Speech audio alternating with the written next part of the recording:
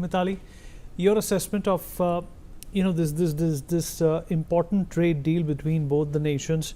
One must also understand that there is a level of protectionist attitude which is still prevalent in India. But there are flip sides to both these attitudes. If it's abandoned, then the local industry is going to take a hit, and if it's opened up, then of course the end consumer will have more choice, more democratic choices to pick from. In the last 3 decades, it's been very evident that each successive government has tried to bring down that protectionist attitude, but it's the Americans that are being protectionist at this point in time. How do we deal with that? Absolutely, Vineet. So today I'm actually in Boston and, reporting from here in many senses. And I can tell you that the big conversation here in the US that's been going on for the last week has been around what what they are terming as the one big beautiful bill. Which President Trump has been trying to sort of take it through Parliament here, through both the houses, and it's currently stuck in the House of Representatives. Because at the end of the day, the discussion over here that's going on is around where should America be heading as a country over the next decade. And this one big beautiful bill is actually a discussion around what should America be spending on.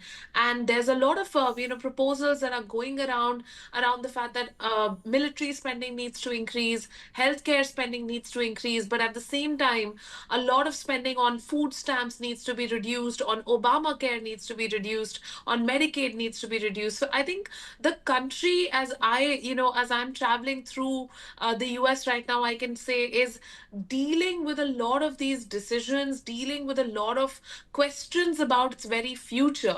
And I think, within that, when you bring in the entire conversation of tariffs and the fact that, America is sort of moving into this direction conversationally, also, when you talk to people here, they want to actually have goods and services that are manufactured in the US. And there's a huge push towards this thinking that we need to create goods and services for our country, for ourselves over here.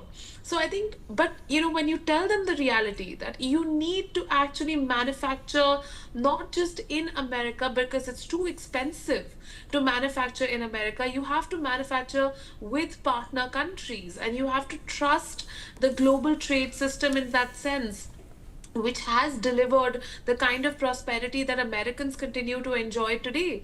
And I think that's a mindset that has to be sort of brought back into the US, into the US consumer in many ways. And this deal, the Indo US deal, is the way for India to come in and actually convince the Americans of the importance of India as an important partner, especially when it comes to manufactured products, but also services, because IT services that the Americans are consuming currently over here are all actually being manufactured in India and all being delivered from India. So I think there's a huge appreciation in the US, definitely, of India as a credible partner, but we have to continue with that messaging, because we're still not in the headlines, right? When I look at the newspapers today, it's not like the news here is talking about the Indo-US deal. There is still a huge bias towards domestic mindsets here, and they're not very outward looking when you talk to the American public. So I think a huge amount of work still needs to be done from our Indian delegation to make the American public understand that India is an important trade, manufacturing, and services partner for the US and can deliver, these gains for the average US consumer. All right. For more such videos, subscribe to the NewsX YouTube channel, hit the bell icon.